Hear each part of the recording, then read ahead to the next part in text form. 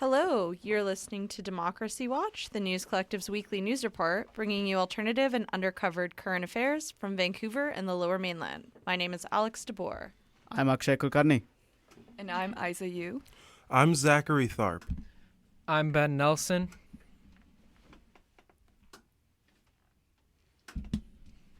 I'm Serena Zan. I'm Arman Rana. And I'm Jackie Seppelt. It's Thursday, October 17th at 5:06 p.m. We're broadcasting from UBC's Vancouver campus on the ancestral... we're broadcasting from UBC's Vancouver campus on the ancestral, traditional, and unceded territories of the Hankaminam-speaking Musqueam people. On today's show, we have a special interview with UBC's Dr. Marina Adshade, the professor who reawakened the debate over whether fraternities should continue to exist on campus. Then we speak with federal MPs who are seeking office in Monday's election. We ask them to explain their plans for tackling Vancouver's top voting issue, housing. And how helpful are candidate election signs written in multiple languages? We try to find an answer, but first, we have a Vancouver sports headline. Ben? Thanks, Isa. A rally began half an hour ago, roughly, to bring an NBA team back to Vancouver. The Dallas Mavericks will be playing the LA Clippers in a preseason tune-up tonight in Vancouver. This is being done as part of the NBA Canada series. It allows Vancouverites to remember what they had just under 20 years ago, a real professional basketball team. Nostalgic Vancouver Grizzlies fans have made signs and dusted off their old memorabilia to show that Vancouver is a true basketball city. The rally is being led by dedicated fan and filmmaker Kat James. One of her past films explored what happened to former Grizzlies fan favorite Bryant Big Country Reeves following his retirement. It is titled Finding Big Country if you want to check it out. Hopefully the fan protests will encourage the city or the National Basketball Association to even consider bringing a team back to Vancouver. There's a buzz around Vancouver about basketball following the Toronto Raptors' first ever championship win. One of the selling points of the game tonight was to see former Raptors superstar Kawhi Leonard play. While at this moment in time it seems unlikely Vancouver will get a team anytime soon, rallies like these and hashtag Bring Back the Grizz definitely help. After all, the Grizzlies were moved to Memphis and there are no Grizzlies in Memphis. That is so true, Ben. Great. So that was your headline, sports headline for this week. We now have a brief Vancouver election overview by Jackie Seppelt. The federal election is this Monday. To give you an overview of your options, we put together a summary of all 6 different ridings in Vancouver. Vancouver East is the riding that encompasses majority of the north side of East Vancouver. The demographics of this riding have been described as working class, bohemian, and artistic. Mm-hmm. The NDP has won 24 of the past 26 federal elections in this riding, and Jenny Kwan is seeking her second term there. That's right. That's my riding, actually. And yeah, I have also heard that the NDP and read that the NDP has quite a stronghold there. And I think Libby Davies was the MP before before Jenny Kwan. Yeah, totally. Would you mind telling us also about the riding Vancouver Kingsway? I'd like to know a bit about that. Yeah, so Vancouver Kingsway is the riding directly south of Vancouver East. This includes majority of the neighborhoods of Cedar Cottage and Renfrew Collingwood. NDP MP Don Davies has held his seat in this riding for 3 elections. Before that, the riding was held by the Liberal-turned-Conservative MP David Emerson. And who else is running in that election? Tamara Taggart. Yeah. Former CTV. Yeah, I think it was news CTV anchor. news Yeah. anchor. Mm-hmm. I keep seeing on Twitter, there's like a video she did where she was like, I was born here. My grandpa opened a store here. And then there's like one where she's like, this is the spot where I almost died. Apparently it's really funny. Oh, really? I don't know if it was cut together, but I think it's based on an ad where she's like, proving her deep connection to the city, which candidates often do, which is interesting. Yeah. But anyway, let's move on to another riding. How about you tell us about Vancouver South? Yeah, so Vancouver South is, again, south of Vancouver Kingsway. Mm-hmm. This riding contains majority of the south end of East Vancouver, and is made up of, the demographics in that riding are almost 90% made up of 4 ethnic groups: Chinese, European, South Asian, and Filipino. This riding has historically been a toss-up between the Liberals and the Conservatives. Fun fact, in 2008, the Liberals beat the Conservatives by only 20 votes. That is incredible. Mm-hmm. That's actually incredible. Your vote does count, people. Yeah. Especially if you're in Vancouver South. Especially in that Exactly. riding. And the lovely Wei Young is running against Harjeet. Yes. She had some conflict with Tamara Taggart a couple of Yeah, weeks she ago. sent out a press release that was quite spicy, where she said, what did she say? Tamara, like, pushed her or something? Like, interrupted her campaign speech and she Yeah. had to be held back by handlers, Yeah. allegedly.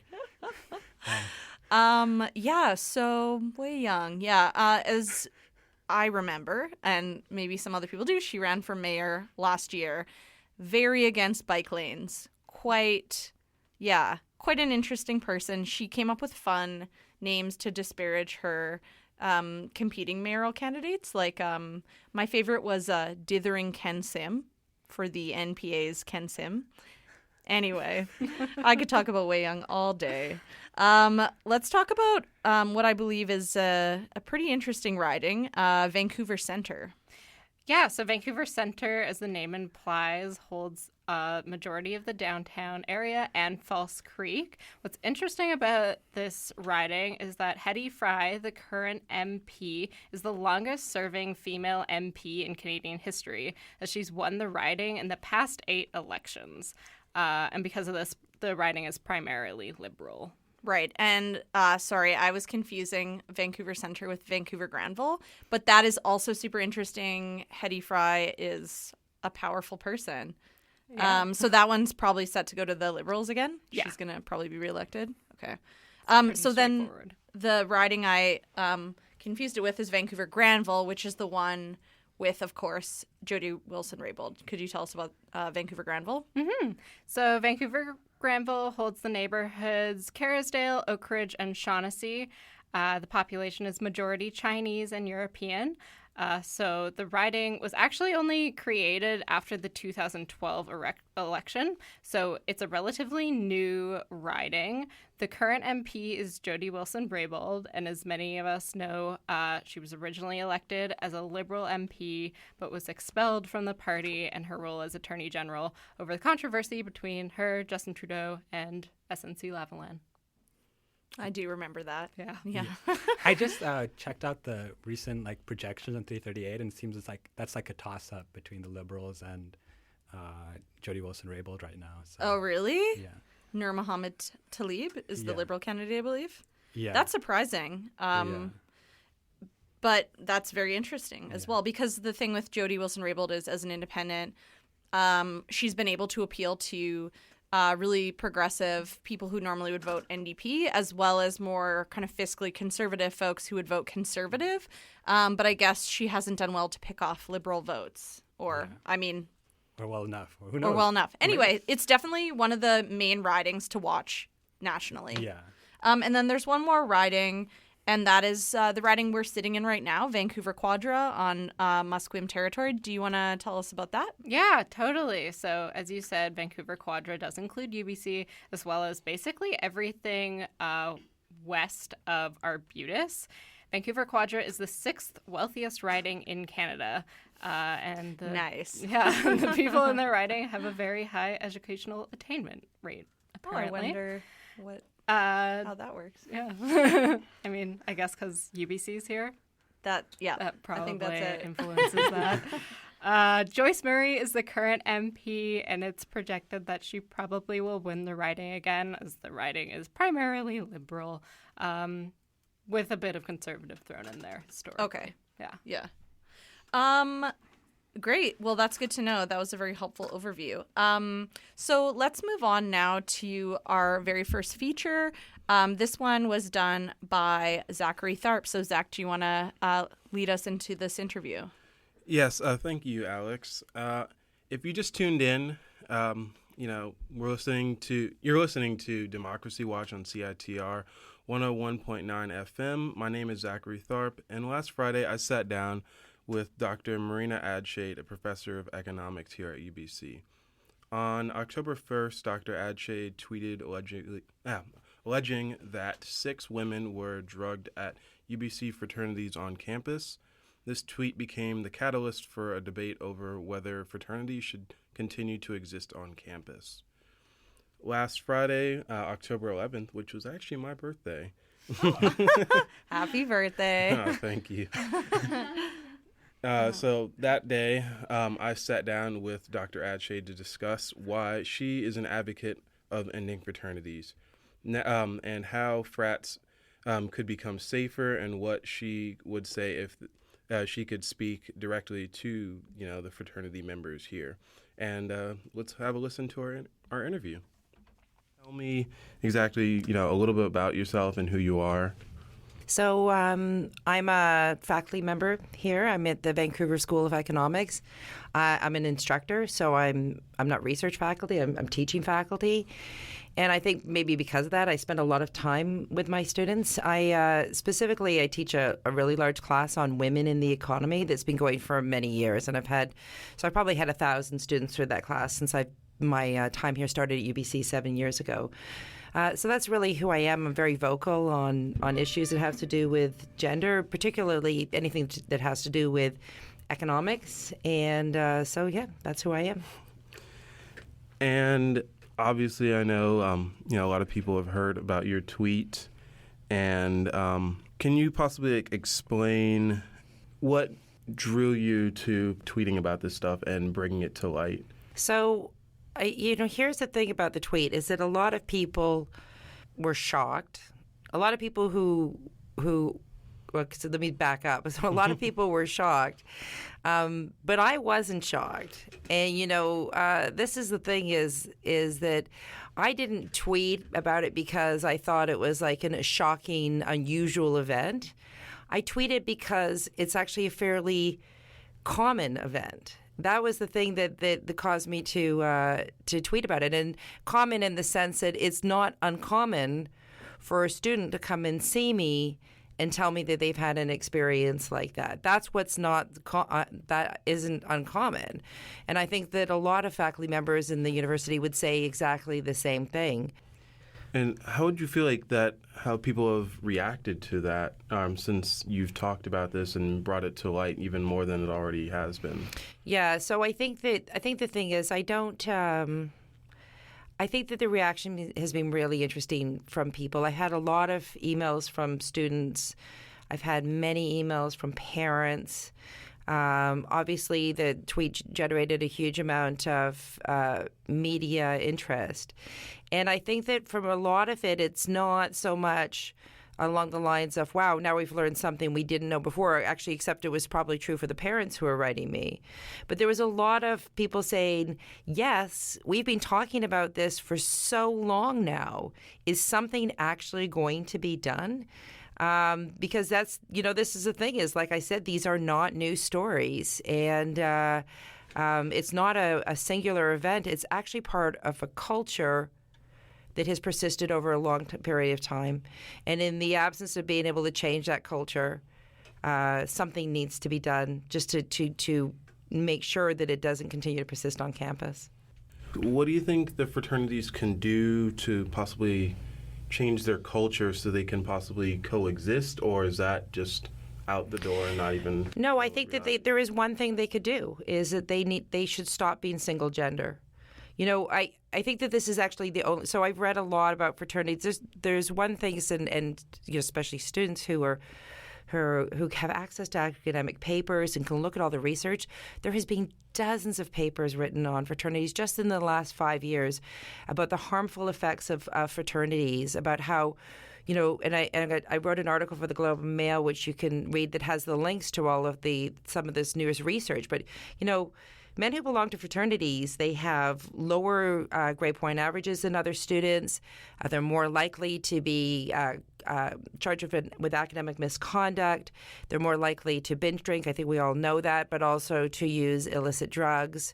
All sorts of kind of negative things are associated with fraternity membership. So it's not even just, the general public who's harmed by these fraternities. But I think that a lot of the problems that exist in the culture could be resolved if we had fraternities on campus that were mixed gender.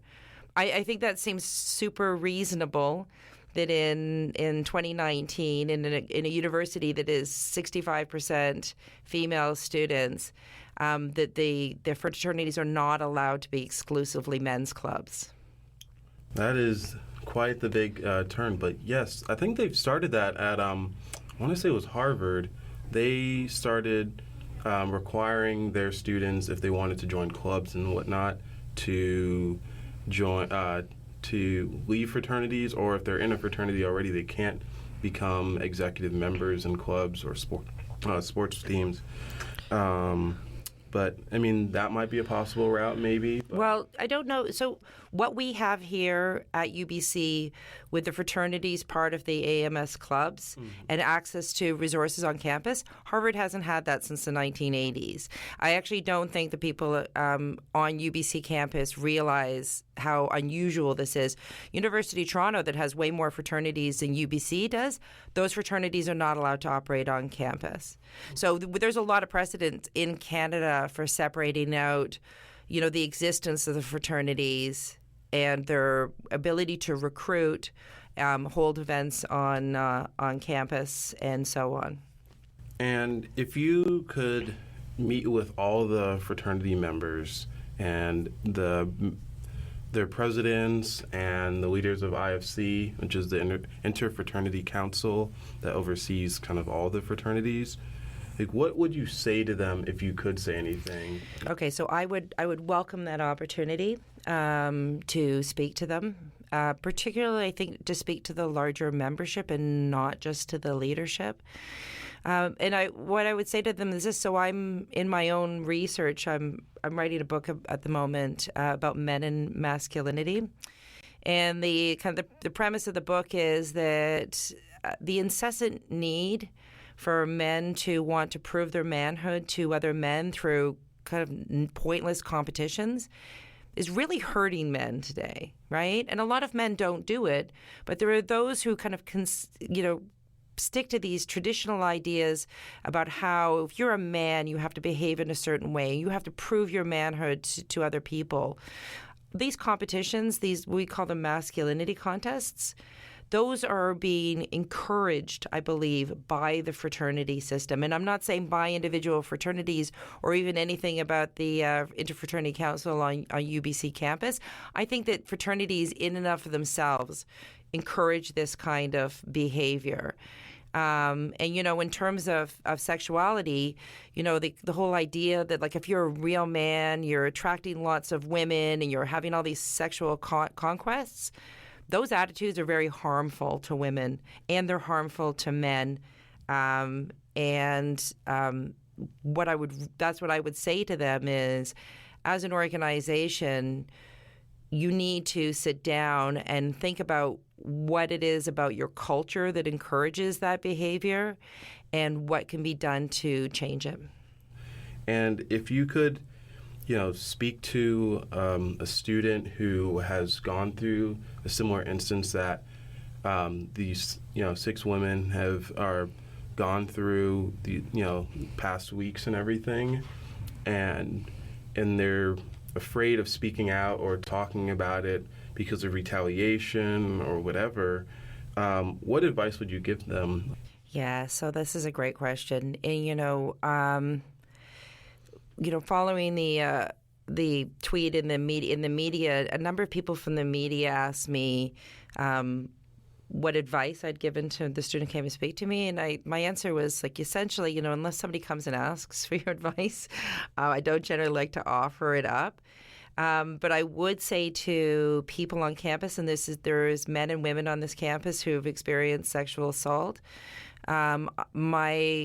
What I would say is that there are resources on campus, there are resources off campus, and that when they feel that they're ready to speak to somebody, I would really encourage them to find those resources. Because this is a lot to go through on your own. Without having some guidance from somebody who has a little bit experience with this. And I think that people, young people particularly, they might take these things to their friends, and that is entirely understandable. But of course, your friends, they may love you, but they don't necessarily have the kind of life experience or even the training to help you navigate having had, such an unbelievably negative experience like this one. And I actually think the one final thing I'd say, and this is not really particularly just to people who've experienced sexual assault, I think that students need to be reminded in general that this is a crime. It really is a crime, and it should be treated as a crime. And that, if you, that there are resources to follow through with this as a crime. And even if you don't want that to happen, in Vancouver and in other places, the way that the police allocate resources to problems is by identifying the problems. And so even if you report something and nothing ever comes of it, just by reporting it, you're letting the police know something about just how much the problem exists so that they can increase policing in that area and put more resources towards these problems. All right. That was an interview done by Zachary Tharp with Dr. Adshade, UBC economics professor.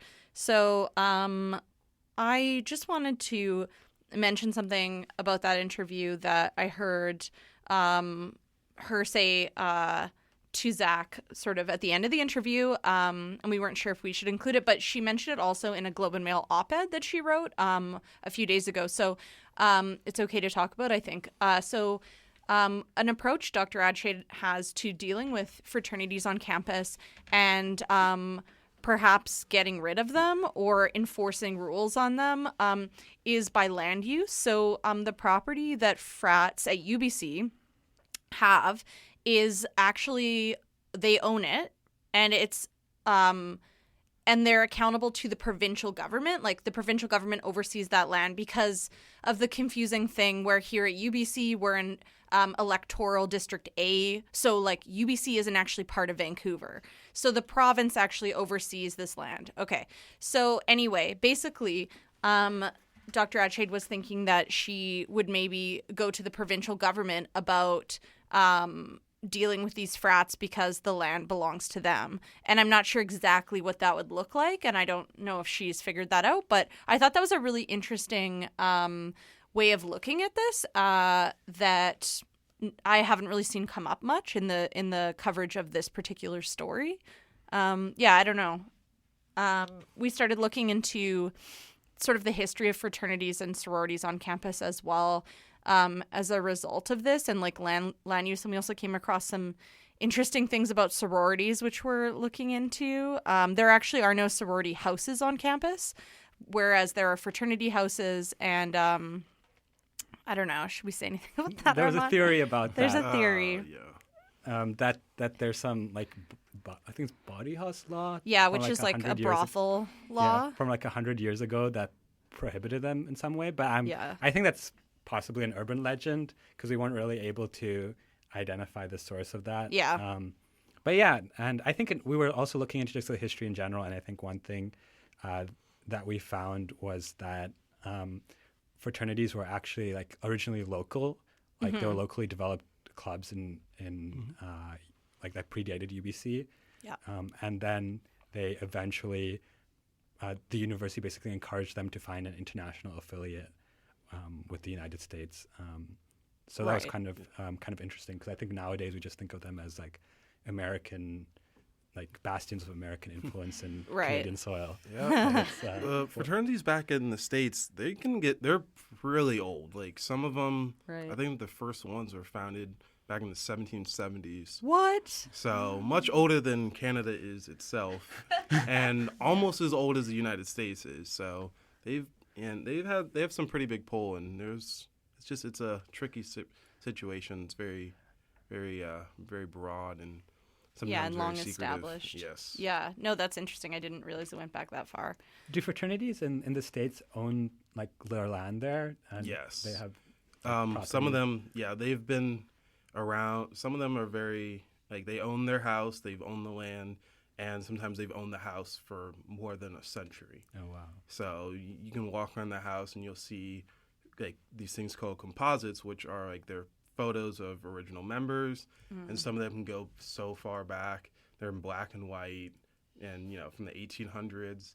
And then every now and then, if you go to the right chapter and the right house, if you look and know where you're looking, you will see celebrity names.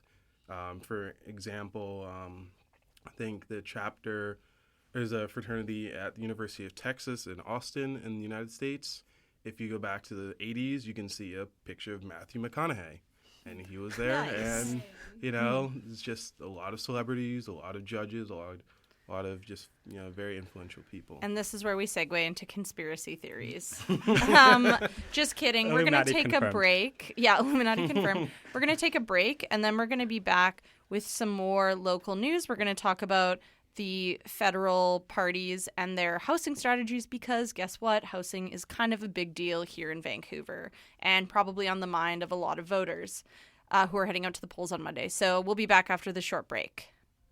Pretty please? Please? Actually, no. You know what? This. I'm not going to beg you. Get the out there and vote. This is your right and your responsibility. Don't give me that political apathy bullshit. What's the point? We're in a climate crisis, an opioid crisis, and a housing crisis. Your vote can actually do something about those things. We know the system is messed up, so let's fix it. Start by voting. Election Day is October 21st. To register, find early voting dates and any other info.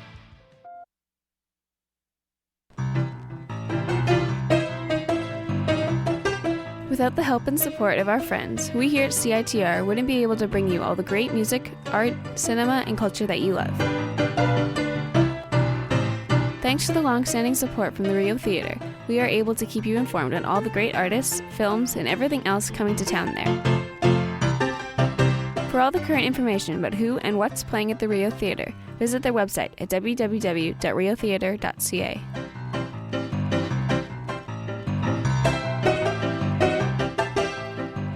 And we're back. If you've just tuned in, you're listening to Democracy Watch on CITR 101.9 FM. We just heard an interview with UBC professor Dr. Adshade about the challenges and dangers of keeping fraternities on campus. We're going to spend the rest of the show delving into the federal election. This week, we reached out to the MPs, or members of parliament, running in various Vancouver ridings to ask them about one of the city's most pressing election issues, housing. We asked candidates how they and their parties plan to tackle Vancouver's housing crisis. Candidates from both the Liberal and Conservative parties did not get back to us. However, we spoke to MP hopefuls from the Greens, NDP, and People's Party of Canada. Hi, I'm Serena. I am an international student from China, UBC, and I'm a student reporter who cares about local politics.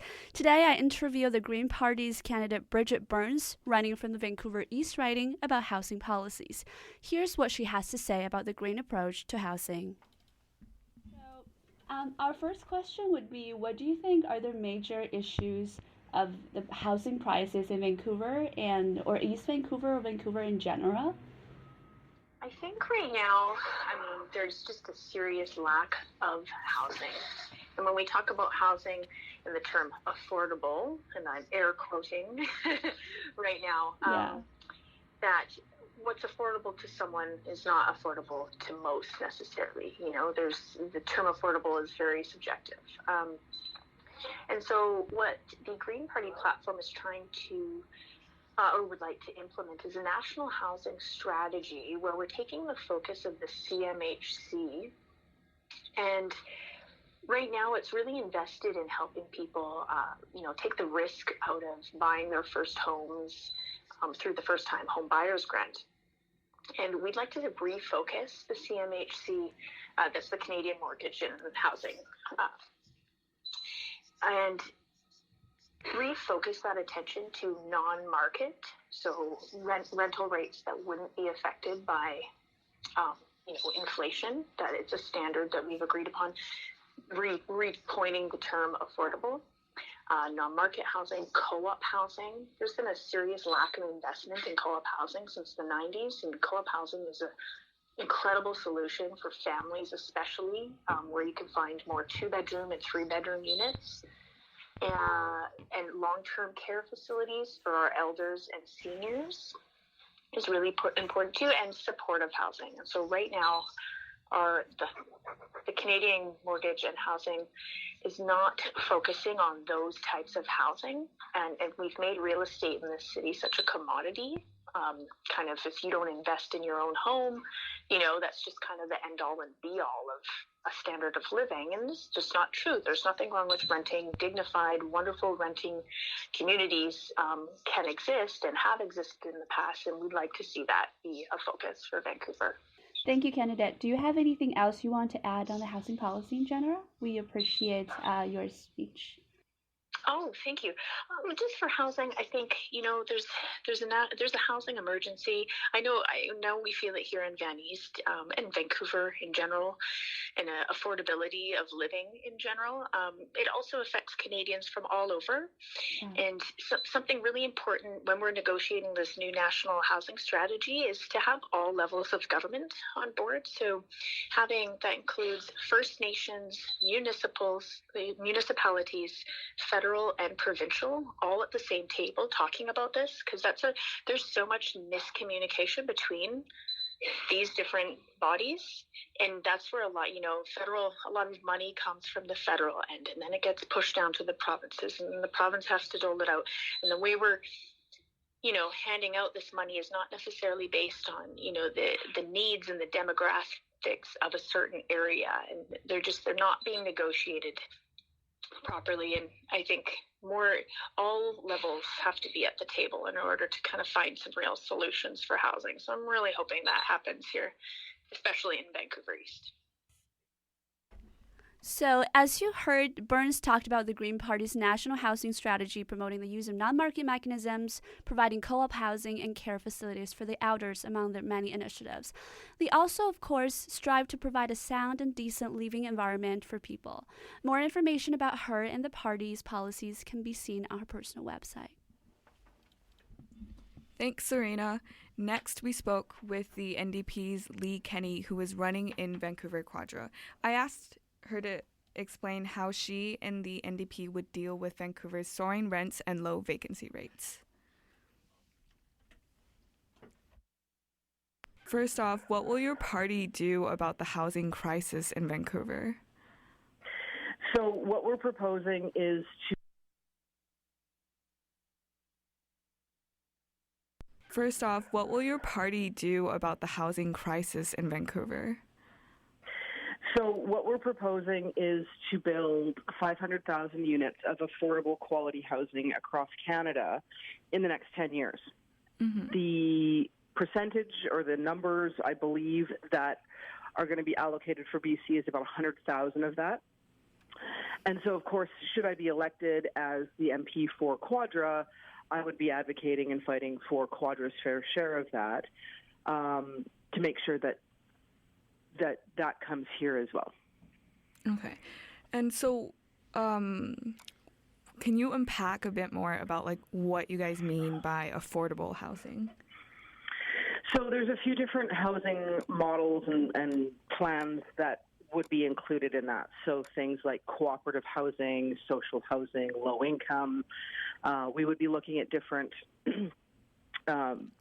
even just construction methods. I know there's a lot of sort of new technologies that are coming out when it comes to home construction.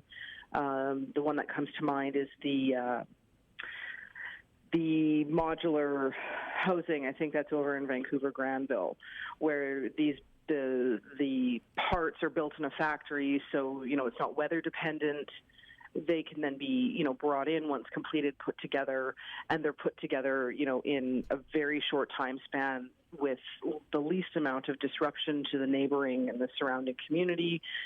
But they're built to current building codes, current seismic codes, as well as they're nice, they're new, they're nice, they're good places to live. So these are what we're going to be bringing in terms of the housing. And also, I have another question. What form will immediate relief take? So I looked into your party platform, and you guys mentioned providing immediate relief for families that are struggling to afford rent in otherwise suitable housing. Could you, I believe what that's referring to are things like rent caps. I think that's also referring to subsidies to help offset the cost of the housing until this can be done. So we know the housing's not going to come in, day one, because it takes time to do everything involved with building a house. But what we've done is we've already made the plan.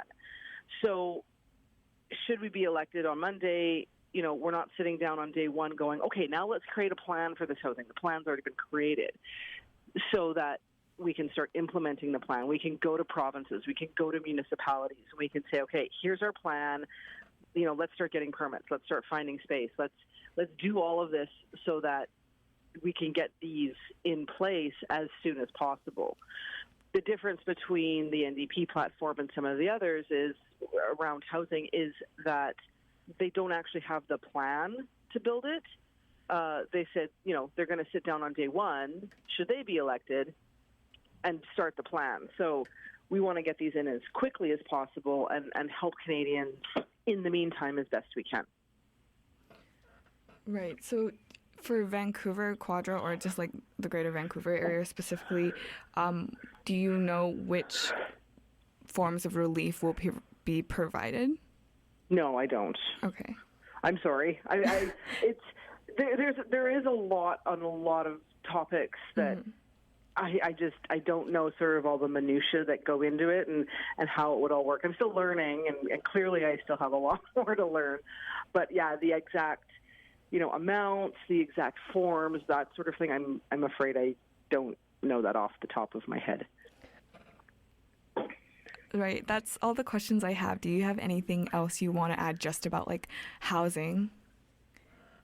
I can't think of anything off the top of my head. Those are kind of usually the main points that people are really interested in hearing. I think, in the coming days, we will find more out about the different models and methodologies of how this is going to happen. And it's very exciting. I think it'll be a really good thing. But yeah, it's just, we've kind of got the big picture stuff right now. And, after Monday, then we'll start getting into the meat and potatoes of it.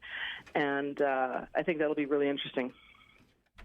Again, that was NDP candidate Lee Kenny. And the NDPs plan on creating 500,000 units of quality, affordable housing, as well as immediate relief for families that are struggling to afford rent and otherwise suitable housing. They also want to reintroduce 30-year terms to the CMHC insured mortgages on entry-level homes for the first-time homebuyers. This will allow for smaller monthly payments. They also promise to double the home buyers tax credit to $1,500 and provide resources to facilitate co-housing, as well as adding foreign buyers tax, but that's not really relevant in Vancouver, I guess, because we have that in. I guess not. Yeah. Anyway, so the last candidate interview we have is with the People's Party of Canada. This party has had by far the least information about housing on their website, so we were keen to hear about their particular plans for housing in Vancouver. This is Sandra Filosof-Schipper, running in Vancouver Quadra. What will your party do about the housing crisis in Vancouver? What will my party do about the housing crisis? Now, federally, there's not lots we can do because this is, as you know, provincial and local and municipal jurisdiction. But so I'm going to wear two hats in this call. Our party wants to lower individual taxes so that people can actually have more money in their pocket, and that's one important thing. People need to be able to have the money to afford things. A lot of people, and I think this is felt much more in Vancouver and Toronto, just simply don't have that much money. A lot of money is going to tax, so we are committed to lower taxes for individuals and corporations, and I think that's going to make a huge difference, leaving more money in people's pockets. It'll give you a little more flexibility to save money so you can afford things like a down payment or et cetera, or paying down student loans. I had a big conversation at UBC about that last night. And that is, I think, something that is under the federal jurisdiction. I'm going to wear a provincial hat for a minute. As an MP, I think I would like to really reach out to the provinces and cities and the mayor's office. They've got to make it easier for builders to build. I'm getting contacted by different people from that interview, from that industry, from building. They're saying, what are you going to do for us? They're having a hard time getting things built. So yes, we do have a bit of a housing crisis here, a shortage of affordable housing. So I think one of the things we have to do, and I don't think making Vancouver less attractive is an option because it's so great here, is again, let the builders build. Something I've learned in my travels along this in this journey of politics is that if a builder has the money, has a piece of land, et cetera, they're between 1.5 and 3 years from breaking ground and building a building. So to me, this says that there's going to be a real problem with inventory also, like inventory of available properties for buying and renting. So I'd like to see that buildings just go up a lot faster, and especially multifamily units. I like the whole model of retail on the bottom and a few stories up top. I think that'll make things I don't think it'll make things so congested that Vancouver will be unlivable. I think it'll just help out a lot. So that's also a zoning issue. Right. So we need to maybe be a little more flexible in our zoning. Does that make sense? I've said a lot of different things. Yeah, I mean, you are running for federal, and a lot of the sort of building stuff is going to come down to provincial, so yeah, it's understandable. And municipal. And just, Vancouver has zoning that is reserved for single-family housing. I think we need to consider being a little more flexible with that. Right. So you brought up taxes when you're talking about people being able to afford their houses, which is interesting. The only references to housing prices we could find on your party's website was a claim that mass immigration inflates housing prices. I'm curious. I would actually disagree with that, even though it's on the website. I'm allowed to disagree. I am. Maxime Bernier's been abundantly clear. We're allowed to have our own thoughts, and that I would say no. I'd say the people that are immigrating to Vancouver are typically educated and often moneyed. I don't think that's really a problem. That's a very interesting stance. Sorry if it came off like we were assuming something based on your party's Well, a lot stance. of people like a lot of assumptions. I find weird. Yeah. We'll just leave it at that. There's been what's interesting is there's been a proposed remedy in the city, and we were wondering about your position on it. It was a proposal to implement a vacancy control, which essentially means, regardless of occupancy status, the rent price can only be increased by a certain amount per year. Yeah, I have a problem with that because there's really, unless there's an equivalent control on taxation, et cetera, you're going to end up lowering the inventory, and you're also really going to lower the quality of rental properties because no landlord is going to operate at a loss. Why would they? So no one's going to start, they have to make a certain margin to make it worth the investment. So that margin is going to be maintained, and if that means cutting corners in upgrades or repairs and maintenance, et cetera, the quality of the inventory is going to go down. Also, new rental inventory is not going to happen because people are potentially investors in rental properties. They're just not going to want to do it. It's like if it's a losing battle. We're especially here in BC, our property taxes are very, very high. And anyway, they're very high, and especially in comparison to other parts of the country. And on top of that, you're putting a cap on rents. So there's going to be nothing to rent except really low quality, and even that's not going to be cheap.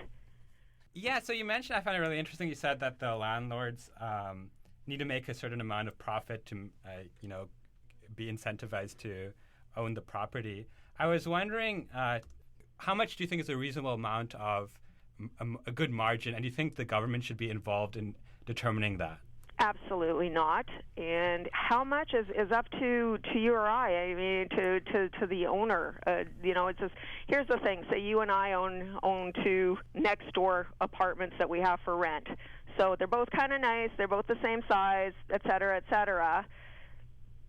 The one who's going to charge slightly less is going to be more likely to rent their place out first. Correct? That's fair? Yeah. So we can decide what we can live with, each of us. So the potential renter can decide to rent it from me or to rent it from you. And I think that is the only way to achieve a fair market value. And what is okay for one person to live with may or may not be okay for another person to live with. I don't think it's government's job to interfere. As a matter of fact, the more government interferes, the more complicated and expensive things get. Yeah, I appreciate that. I was just wondering, it could be the case that, a lot of landlords, in my experience, would think about it more in terms of, like, what is the best rent I could get for this property rather than, what's the lowest I could go. I think they think about it in the opposite way.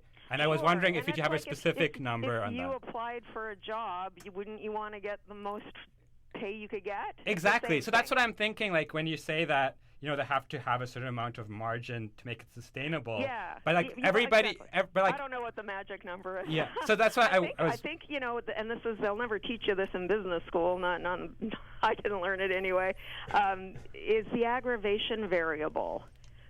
So it's hard to say. I've been a landlord, and it's been at times a real headache, and I just didn't think I could possibly charge enough to make it worth it. And the next tenant was absolutely lovely and stayed for 5 years. So for that, I was perfectly happy when he asked me for a cut in rent. So to stay, I was perfectly happy to give it to him. But for the previous tenants, who were just not as good tenants, they required a lot more work and took liberties with the property, I would say absolutely not. So it's hard to say. There isn't a magic number. Yeah, it's okay. I think I understand a bit more. So it's good to get your perspective as someone who's actually been a landlord on this. Yeah. All right. That was Sandra Filosof-Schipper of the People's Party of Canada. It was a bit of a long interview. So that was a little bit of a look as well into the mind of the PPC on housing. Enlightening, I think. Yeah, and also how they differ from their party platform and they're just messaging in terms of Bernier in the debates was very forefront that mass immigration was like the fundamental enemy of Canada. I don't know if Max is listening. He might be a little upset. Yeah. Maybe not. I don't know. Would he be listening, though? Max is probably listening. So Maxime? Okay, so he Zach. sends us cards for Christmas. Does he actually send you? Maxime Bernier? He sends you? He sends a CITR. No, he doesn't. Okay, that was a joke. Okay, Zach? I did not.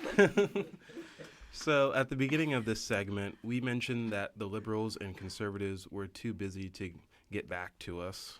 Okay, which is honestly, is pretty that rude. is like really not okay. Yeah. I just want to say that. It's like we are it's just... We have voters here. Yeah. And I was contacting like the candidate for this area. And I contacted them multiple times.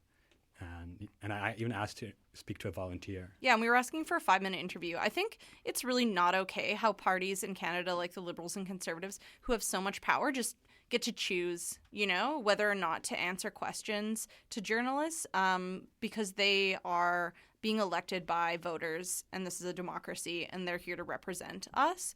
And, like, the fact that, Justin Trudeau didn't agree to any but one, like, these things I think are problems in our democracy. That's all I have to say about that. We did want to give you a sense of their housing platforms and how those platforms would impact Vancouver specifically. Yeah, so the Conservatives on housing have 5 promises that we found on their campaign website. They want to change the mortgage stress test for first-time buyers. I think just basically remove it, from what I understand. And then they want to raise amortization limits from 25 to 30 years for Canadian mortgage and housing corporation-backed mortgages.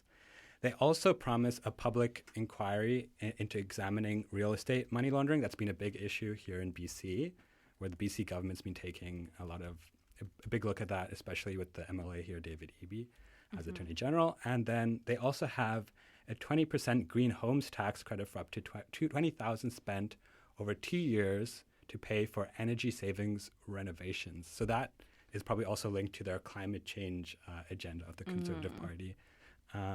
And the last one is they want to make surplus federal real estate available for property development.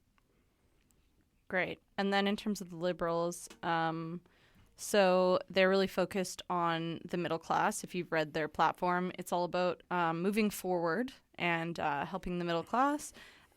So they have a national housing strategy, which is being unrolled over a number of years. Just double checking here. So it technically started when they took office, and the national housing strategy aims to do a number of things. The first is to combat homelessness, or one of them is to combat homelessness, which it aims to reduce by 50% by 2021. So far in Vancouver, that's not working. It's gone up, but I guess they're working on that. They've also promised to spend $75 million to support the construction of new transitional and supportive homes for vulnerable people in BC. So we also see that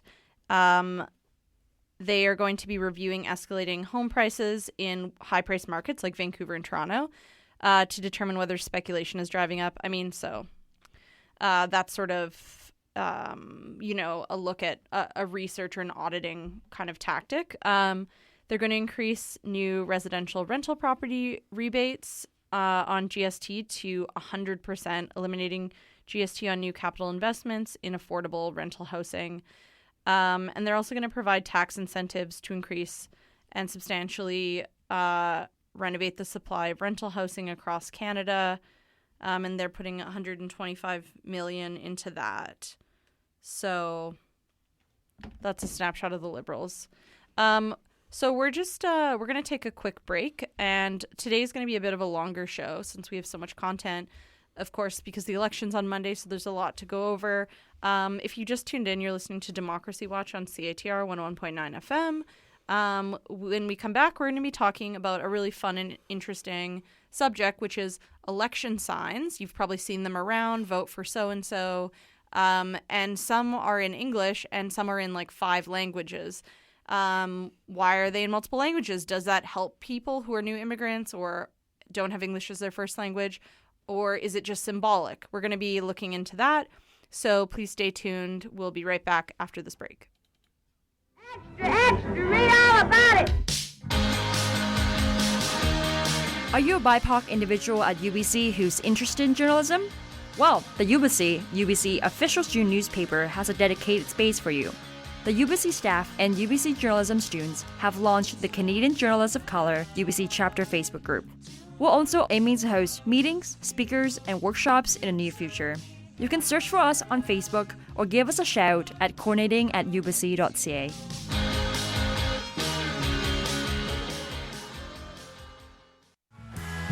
Discorder magazine has been supporting local music for over 30 years. Thanks to the long-term support of the Rickshaw Theatre, Discorder lives.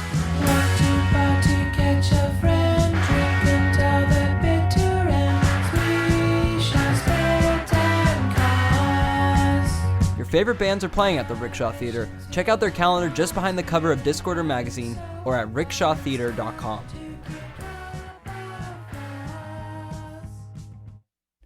And we're back. You're listening to Democracy Watch on CITR 101.9 FM. My name is Arman Rana, and I'm joined in studio by Akshay Kulkarni, who is both a News Collective member and a UBC Masters of Journalism student. That is true. Akshay, you're here to tell us about a story you just had published in the journalism school publication, The Thunderbird. That's right. Yeah, we just got it published. So it's about, as Alex mentioned before the break, it's about multiple languages on election signs. And we were talking about it off air, but like there are only 2 official languages for Canada, which is English and French, as we all know.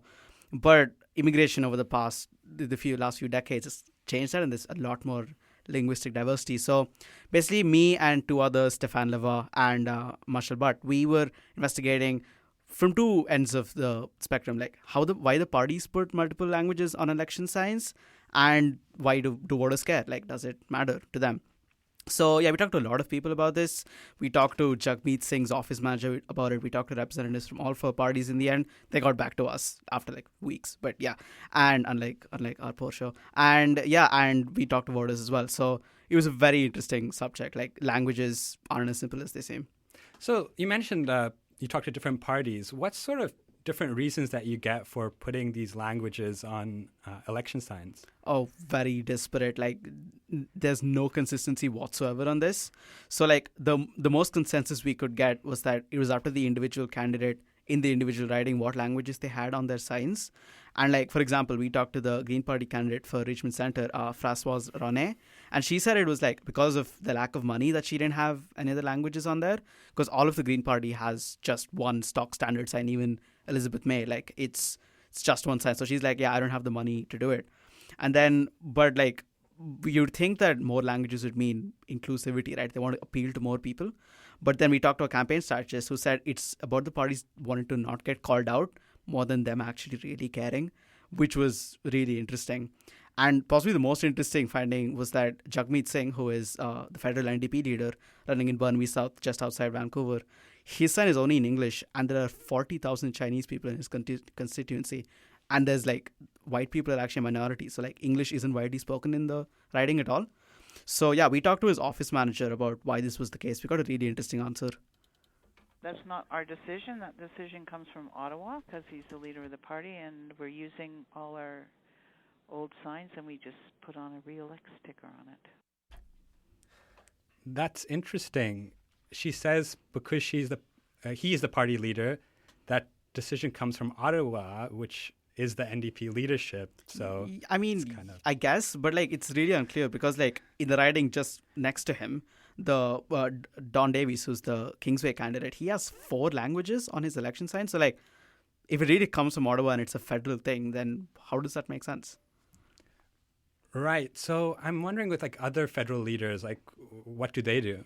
Well, yeah, I mean, she mentioned it's like a federal thing comes from Ottawa. There is no like guidelines on this. So like Andrew Scheer and Justin Trudeau both have French on their campaign signs, and obviously Bloc Québécois and Maxime Bernier obviously have French on their signs. But like in terms of actual guidelines, Elections Canada has little to nothing about languages on election signs. You could pretty much put whatever you want on there. Like, there's nothing to say about it. So I wanted to tackle something that you said a bit earlier, which was that the symbolic value of election signs by having different languages, the idea that parties are trying to appear inclusive in some way. Is that something that the parties brought up as well? Yeah, for sure. So, like, as I said, like, a lot of them said for one reason or the other that they had multiple languages or they didn't. And whoever didn't always said, like, even the Green Party candidate I just mentioned, she said, if I could, I would have put Chinese on my sign. So, like, and, but then you kind of think, okay, so they want to appear inclusive, which is fine. But then they're not consistent with that either, because in Burnaby South, which is Jagmeet Singh's riding, Jay Shin, who's the Conservative candidate, he has Korean on his sign, despite the fact there are 3,000 more Tagalog speakers than there are Korean. So if he really wants to appear inclusive, what's the reason for putting one language over the other, right? And so I talked about, like, candidates always wanting to put multiple languages on the election material. I talked to Stephen Crozier, who's the NDP candidate for South Surrey White Rock, and he had a really interesting answer about, like, why he only has English.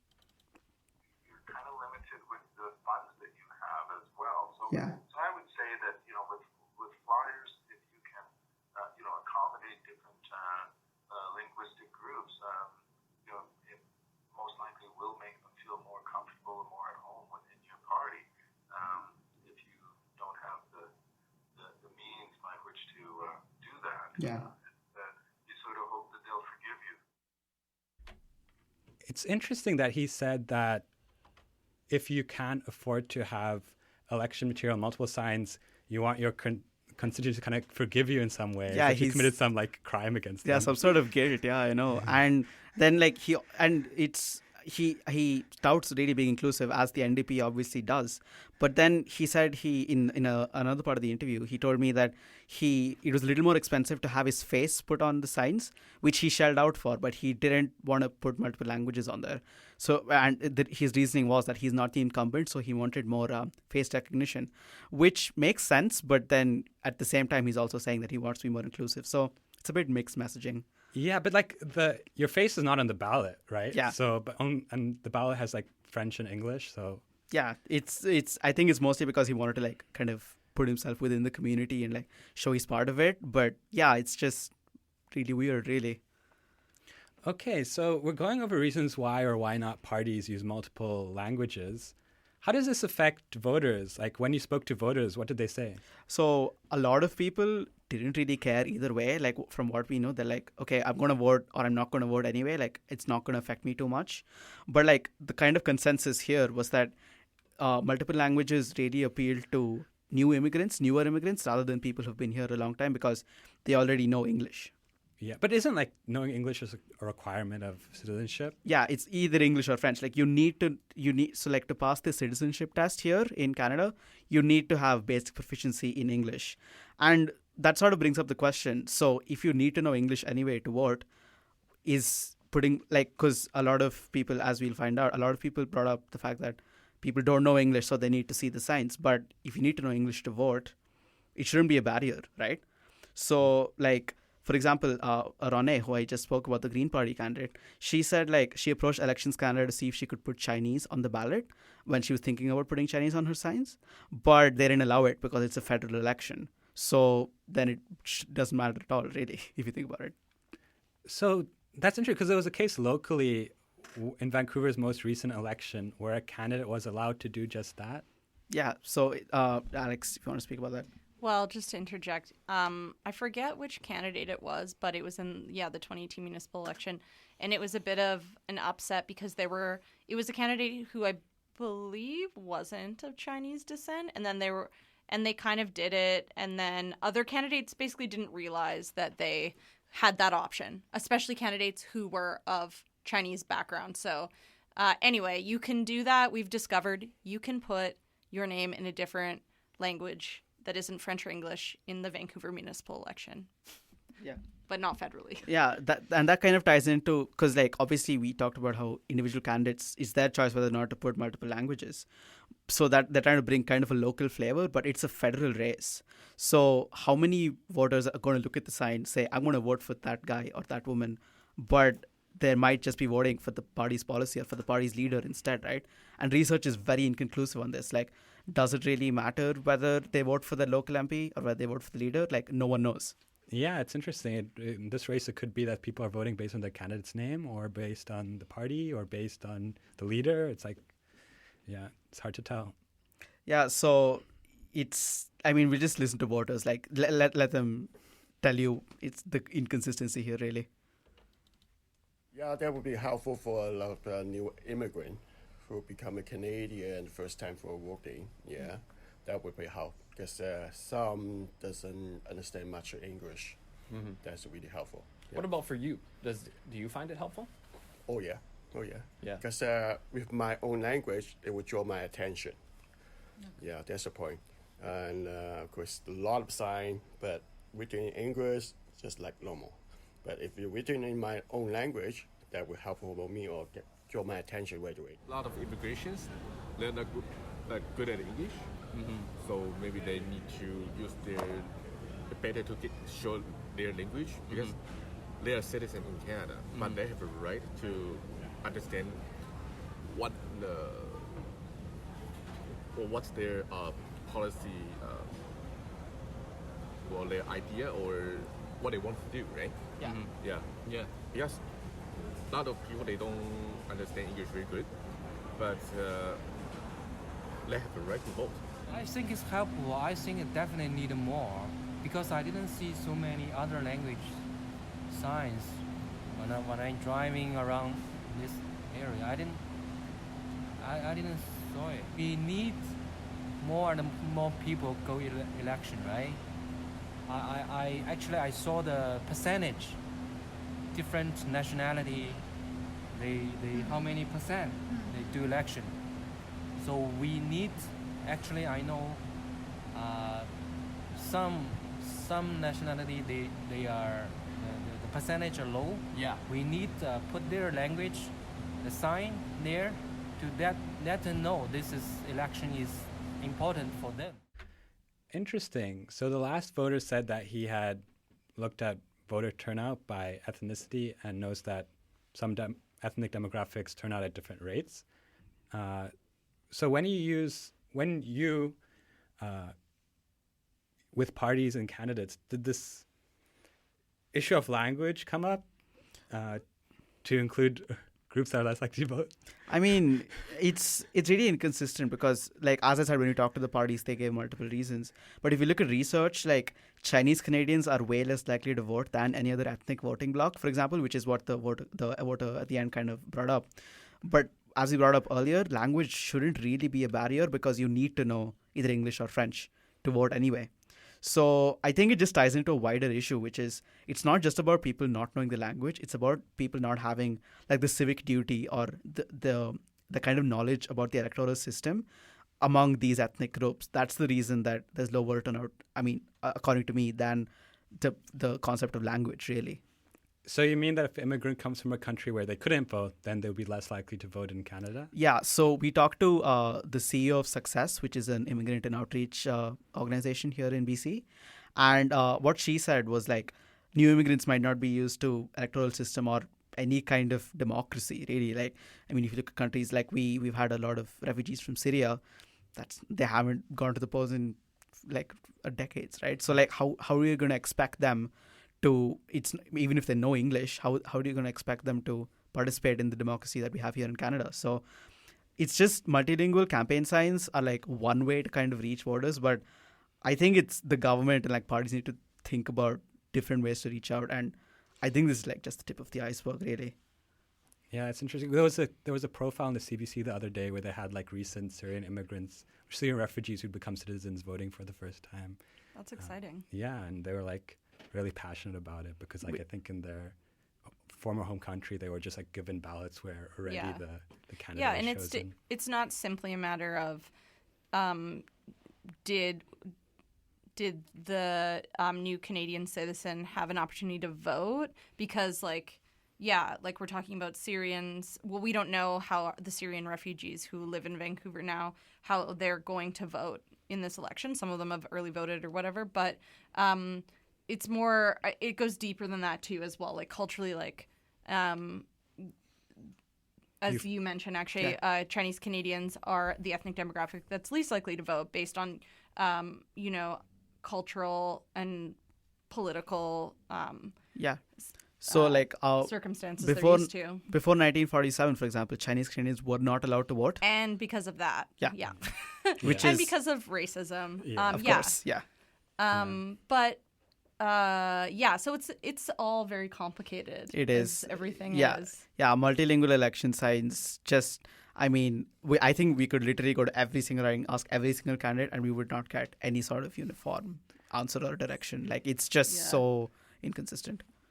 Yeah, that's really interesting. Yeah. Thanks for sharing that story. No worries. And that's it for Democracy Watch. Oh, and if you do want to read more of the reporting and see the photos, this story is at The Thunderbird, which is at thethunderbird.ca. Yep, get those page hits in. Yeah, so you can check it out there if you're interested in reading Akshay's reporting. And remember that Monday is voting day, so get out and vote, vote, vote. Yeah, it's really important. And tune in next Thursday at 5 p.m. for more Democracy on CITR 101.9 FM. Have a great night and stay tuned for more CITR programming.